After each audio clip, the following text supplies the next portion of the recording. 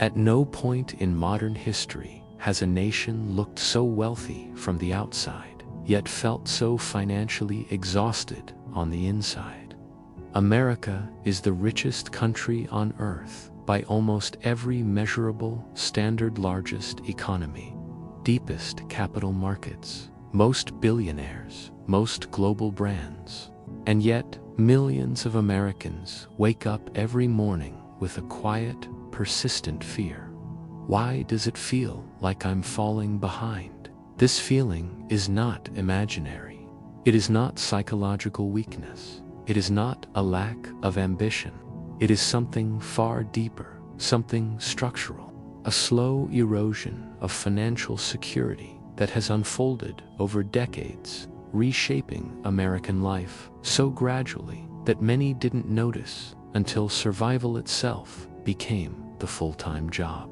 An American household earning what would once have been considered a solid middle class income now lives one unexpected expense away from crisis: a car breakdown, a medical bill, a rent increase, a job restructuring email sent at 9:02 a.m. on a Tuesday. The illusion of stability disappears instantly. For generations, America sold a promise, not perfection, but progress. Work hard, play by the rules, and life would steadily improve. You might not become rich, but you would be secure. You would own a home, raise children, save for retirement, retire with dignity. That promise is now breaking in real time. Today, even people doing everything right feel poor. The numbers quietly confirm what daily life already makes obvious. Median wages in the United States have barely moved when adjusted for inflation, even as productivity has exploded. Americans are working longer hours than most developed nations, yet reporting higher financial stress than at any point since records began tracking it. Household debt is at historic highs. Credit card balances keep rising. Savings rates collapse whenever inflation ticks upward. But here's the uncomfortable truth. Americans don't feel poor because the country is poor. They feel poor because the cost of simply existing has been redesigned. Housing, once the foundation of middle-class security, has transformed into the single greatest source of anxiety. Home prices have surged far faster than wages, while rent consumes an ever-growing share of income. In many cities, paying rent is no longer a temporary stage of life, it's a permanent condition. The idea of ownership has shifted from expectation to fantasy. Healthcare, another pillar of stability, has become a financial gamble. One illness can erase years of savings. Insurance premiums rise even when coverage shrinks. Medical debt is now one of the leading causes of bankruptcy in the United States. Reality almost unthinkable in other wealthy nations. Education, once marketed as the great equalizer, now often acts as a financial anchor. Student loan debt delays home ownership, marriage, family formation, and retirement. Degrees no longer guarantee mobility. They merely offer a chance to compete in an increasingly crowded, unforgiving market. And beneath all of this runs a quiet transformation in American life. The shift from wealth building to survival financing. Credit cards replace savings. Buy now, pay later replaces budgeting. Emergency funds disappear, replaced by minimum payments and deferred consequences. This is not laziness. This is not irresponsibility. This is math. Even as the economy grows, wealth flows upward at unprecedented speed.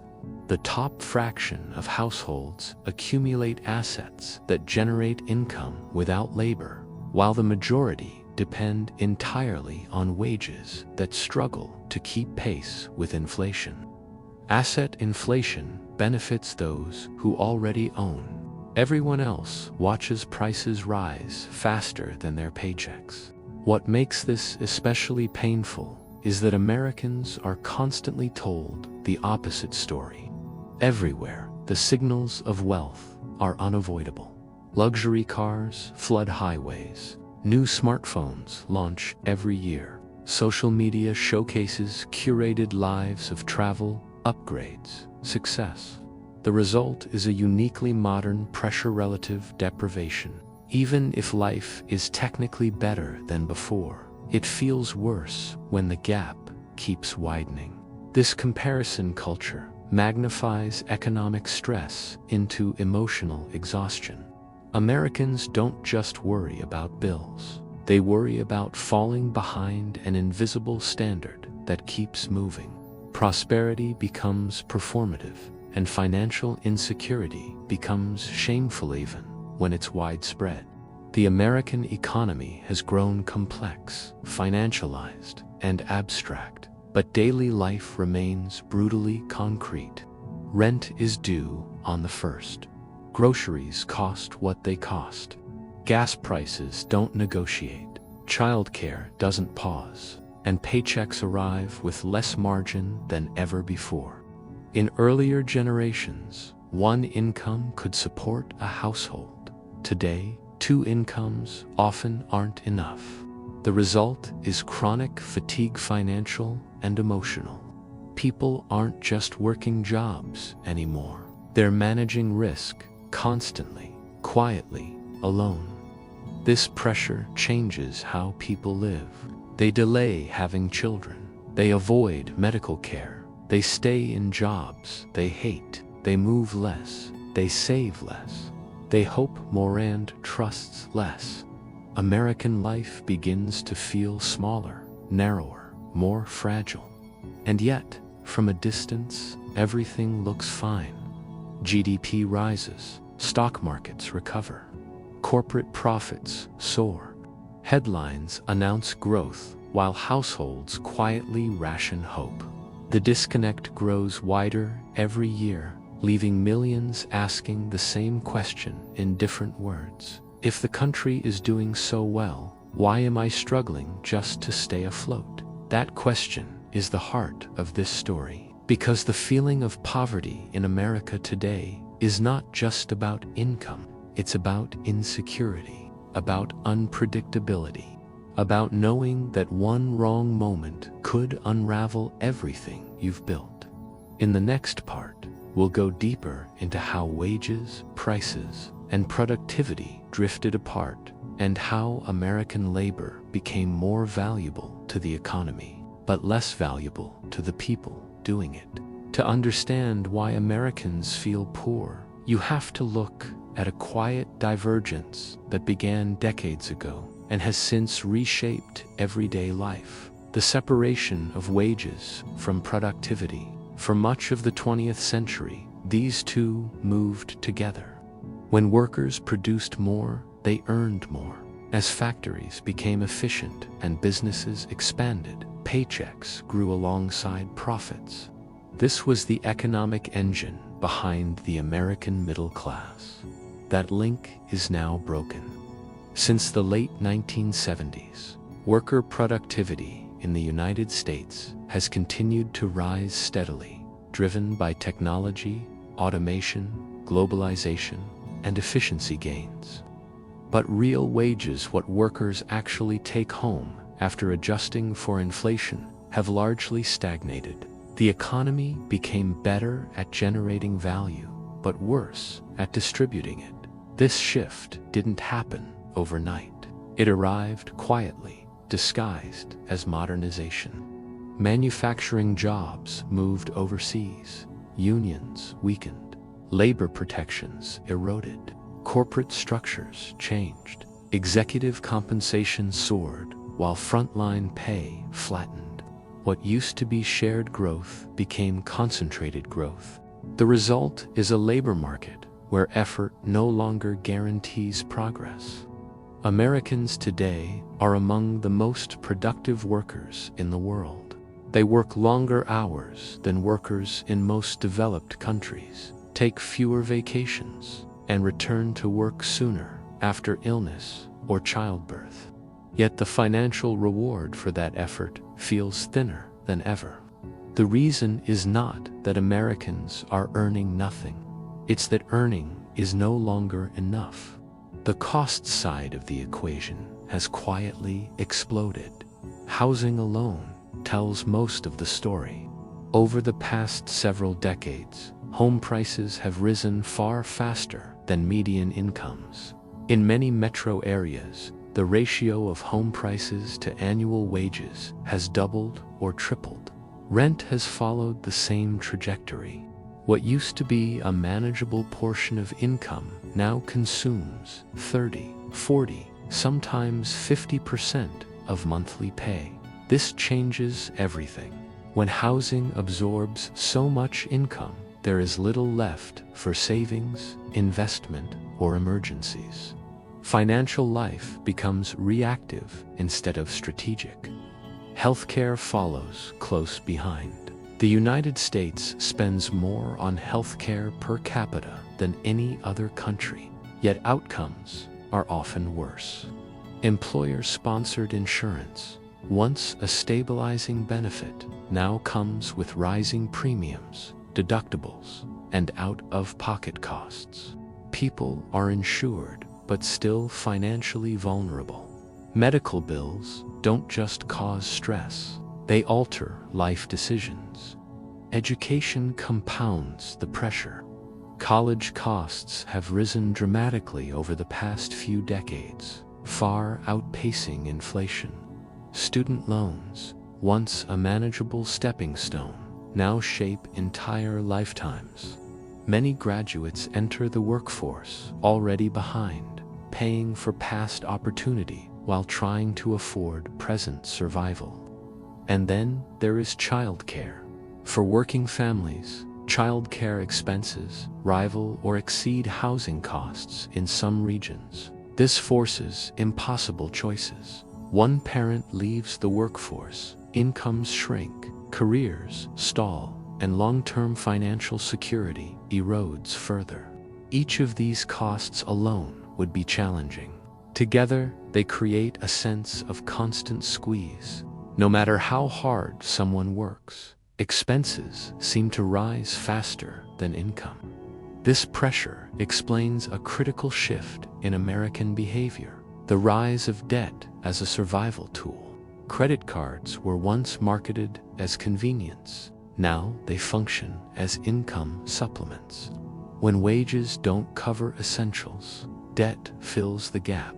Emergency savings decline while revolving balances increase. Interest compounds quietly, turning short-term fixes into long-term burdens. This is why so many Americans say they feel poor even when employed. Employment no longer guarantees security, it guarantees exposure. At the same time, wealth has become increasingly dependent on asset ownership rather than labor. Stocks, real estate, and private equity generate returns simply by existing. Those who already own assets benefit disproportionately from economic growth. Those who don't are locked out, watching prices rise beyond reach. This is where perception becomes reality. Americans see wealth everywhere: rising stock markets, booming tech valuations, record corporate profits, but feel excluded from it. Economic success feels distant, abstract, reserved for someone else. Even retirement, once the final reward for decades of work, feels uncertain. Traditional pensions have largely disappeared, replaced by individual retirement accounts tied to volatile markets. Responsibility shifted from institutions to individuals without equivalent increases in income or financial education. The fear of outliving savings is now widespread. The American economy did not collapse. it transformed. And in that transformation, risk moved downward.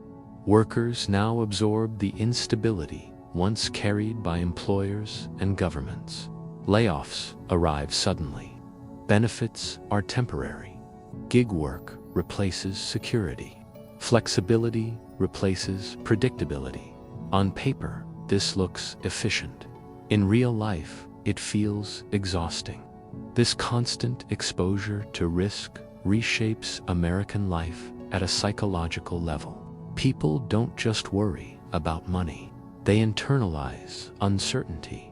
They plan less. They commit less. They postpone milestones. Life feels provisional, as if stability is always one step away, but never fully reachable.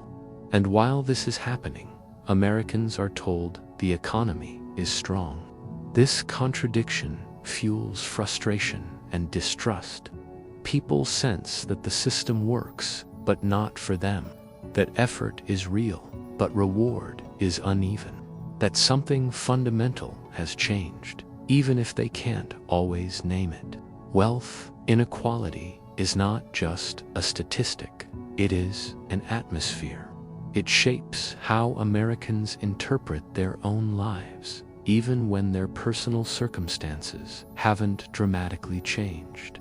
To understand why Americans feel poor, you have to understand how inequality changes perception, expectation, and dignity. Over the last 4 decades, wealth in the United States has concentrated at a historic pace. The top 1% now hold a larger share of total household wealth than the entire middle class combined. The bottom half of Americans, tens of millions of people, collectively own a tiny fraction of the nation's wealth. This is not a temporary imbalance. It is a structural shift. What makes this moment different from earlier periods of inequality is visibility.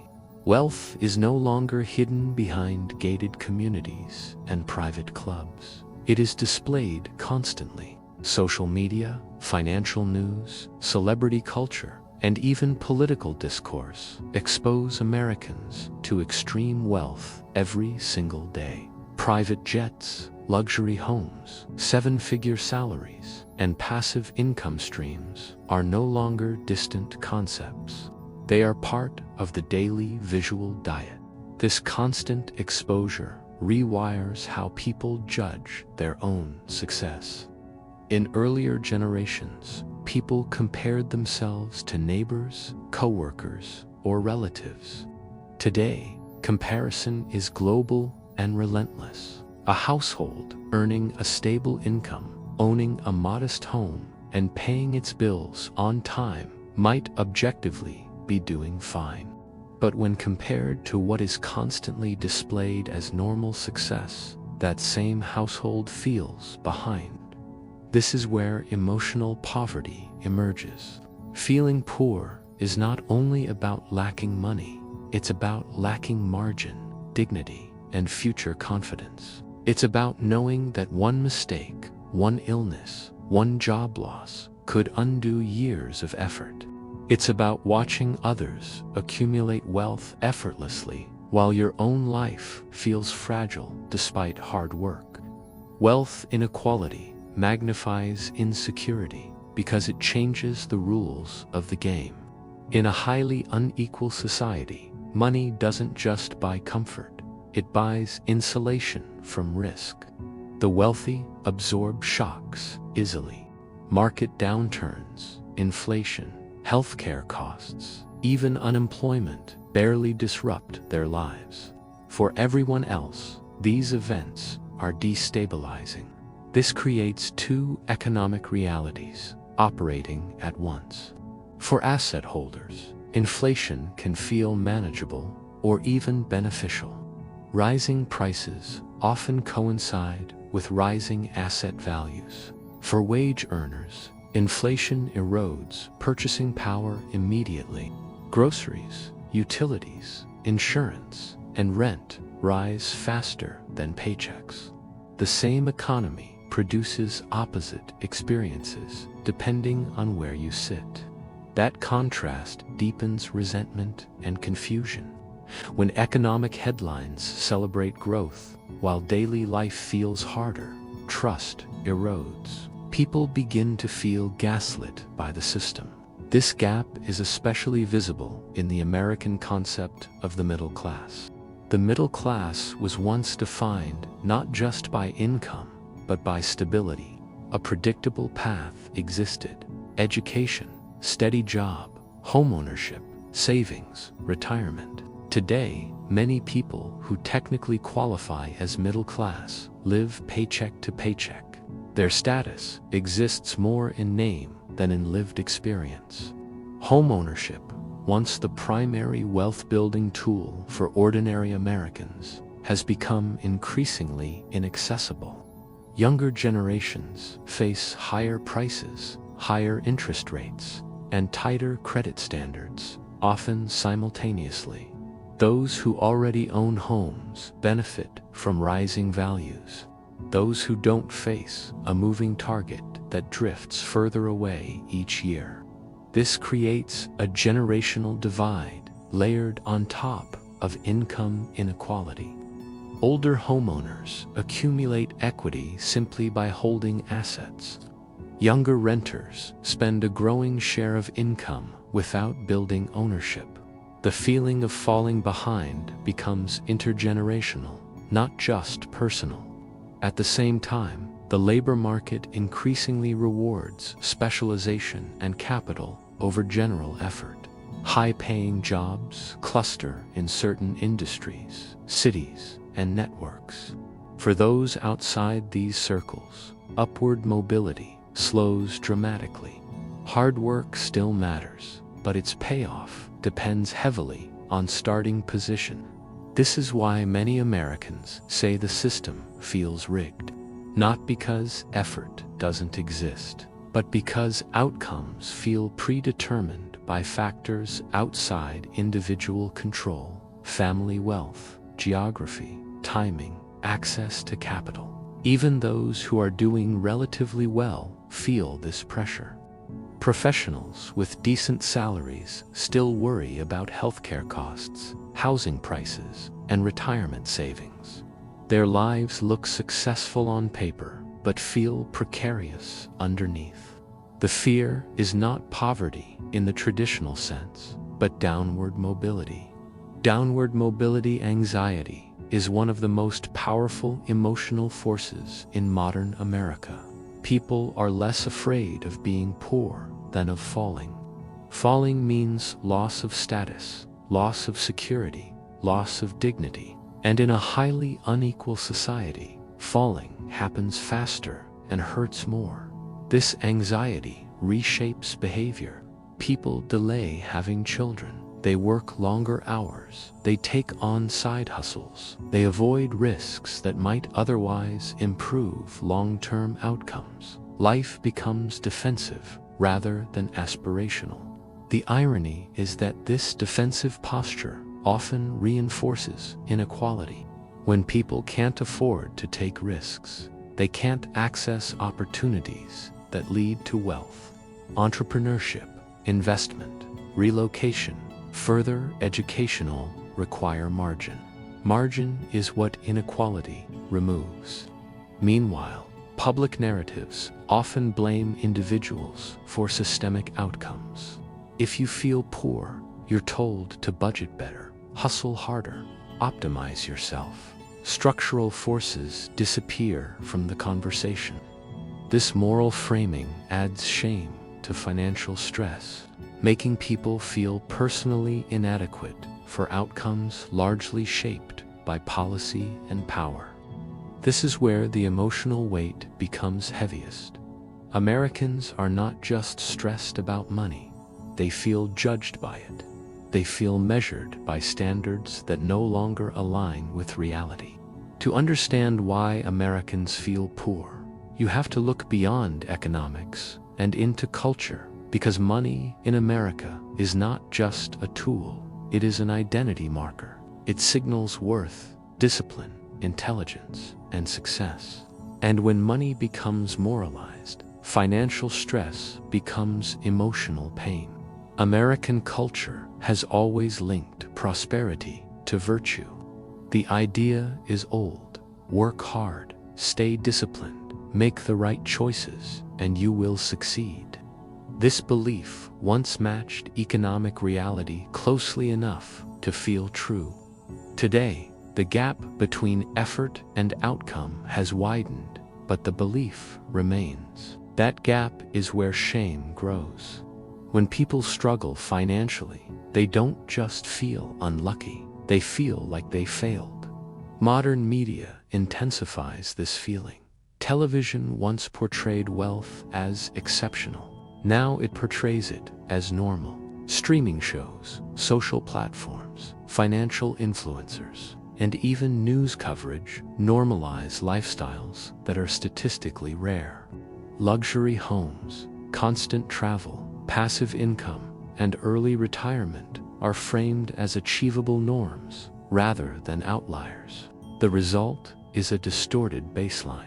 A household earning a solid income may still feel inadequate because their life and tea resemble what is constantly presented as success. This distortion is especially powerful because it's personalized. Algorithms show people wealth they aspire to, not wealth that matches their reality. Comparison becomes unavoidable and relentless. This is not accidental. Entire industries profit from dissatisfaction. Advertising depends on making people feel they are missing something. Financial content often promises escape from debt, from work, from stress, without fully acknowledging how structurally difficult that escape has become for most people. The message is subtle but constant. If you feel poor, it's because you haven't figured out the system yet. This narrative ignores how the system itself has changed. In earlier decades, productivity gains translated into higher wages. Today, productivity rises while wages stagnate. Corporate profits soar while labor's share of income shrinks. Workers are told to upskill and adapt, but the rewards increasingly flow upward regardless of effort. This disconnect creates cognitive dissonance. People do what they were told: get educated, work hard, stay employed, yet feel financially stuck. When expectations fail, trust erodes. Not just trust in institutions, but trust in the story America tells about itself. American life is built around the promise of upward mobility. The belief that tomorrow can be better than today is deeply ingrained. When that belief weakens, everything feels heavier. Even small setbacks feel catastrophic because they threaten not just finances, but identity and hope. Healthcare is a prime example. In few wealthy nations does medical care create as much financial anxiety. Even insured Americans fear bills they can't predict or control. One illness can erase savings built over decades. This uncertainty creates a constant background stress that never fully turns off. Education follows a similar pattern. College was once marketed as a guaranteed path to stability.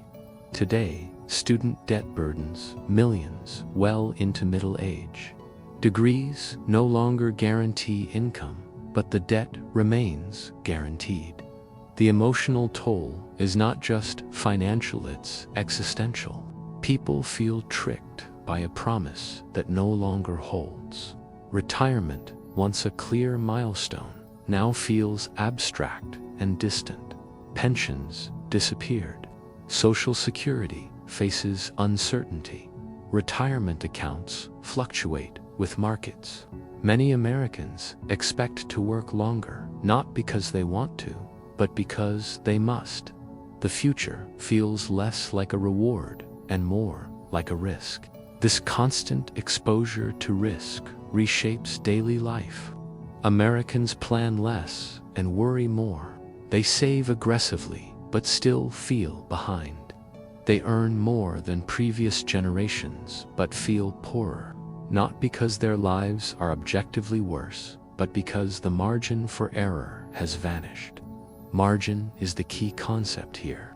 Feeling wealthy is not about income. It's about margin, the space between what you earn and what you must spend. In modern America, that space has shrunk dramatically. Housing, healthcare, childcare, education, and insurance absorb most household income. What remains is fragile. When margin disappears, freedom disappears with it. This is why Americans often say they feel trapped. Trapped in jobs they can't leave, cities they can't afford, lifestyles they didn't consciously choose. The system doesn't feel oppressive in obvious ways. It feels quietly suffocating. Even leisure has changed. Time off feels expensive. Vacations require planning, debt, or guilt. Rest feels unproductive. Hustle culture reframes exhaustion as virtue. Burnout becomes normalized rather than alarming. The emotional result is a population that is materially better off than many in history, yet emotionally strained. The feeling of poverty persists because security has been replaced by volatility, and dignity has been replaced by performance. To ask why Americans feel poor is not to ask a simple question about money. It is to ask a deeper question about security, dignity, and the meaning of a good life in modern America. For decades, Americans were promised a system where effort would be rewarded with stability, not luxurious stability. A home you could afford, healthcare that wouldn't ruin you, education that paid off, and a future that felt predictable enough to plan for. That promise shaped how people worked, voted, studied, and sacrificed. What has quietly changed is not ambition, not work ethic, and not intelligence. What has changed is the structure beneath those efforts. Wages no longer rise with productivity. Essential costs rise faster than incomes. Risk has shifted from institutions to individuals. Where companies once absorbed uncertainty, families now do. Where governments once buffered shocks, households now brace for them alone. This is why Americans feel poor, even when statistics suggest they are richer than ever. Because wealth without security feels fragile. Because income without margin feels exhausting.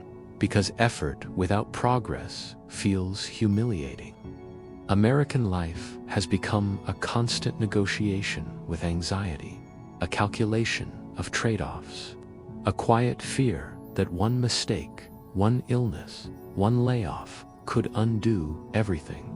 This is not how prosperity feels. This is how survival feels. And yet, the cultural narrative hasn't adjusted. People are still told that if they are struggling, the problem is personal, that they didn't optimize enough, save enough, hustle enough. This framing isolates individuals and prevents collective understanding. But when millions feel the same pressure at the same time, the cause is no longer individual failure. It is systemic design. None of this means America is collapsing. It means America is transforming without fully acknowledging the cost of that transformation. The country is wealthier, more productive, and more technologically advanced than ever. But those gains are distributed unevenly, and the emotional burden of that imbalance is carried by ordinary people. The feeling of poverty today is not about hunger or homelessness for most Americans. It is about insecurity, about the sense that life is harder than it should be, even when you're doing everything right, and that feeling matters. Because when people stop believing the future will be better, they stop investing in communities, in institutions, and in each other. Cynicism grows where trust once lived. Anxiety replaces optimism. Survival replaces vision. Understanding why Americans feel poor is the first step toward rebuilding something better, not just higher incomes, but stronger foundations. Systems that reward work with stability. Policies that reduce risk instead of privatizing it. A culture that measures success not by excess, but by security and time. The American story has always been about progress. The question now is whether that progress can be redefined not as endless growth, but as a life that feels livable again. Because prosperity is not just what a nation earns. It is what its people feel when they wake up in the morning and look toward the future. And right now, too many Americans feel like they are running forward without getting anywhere at all.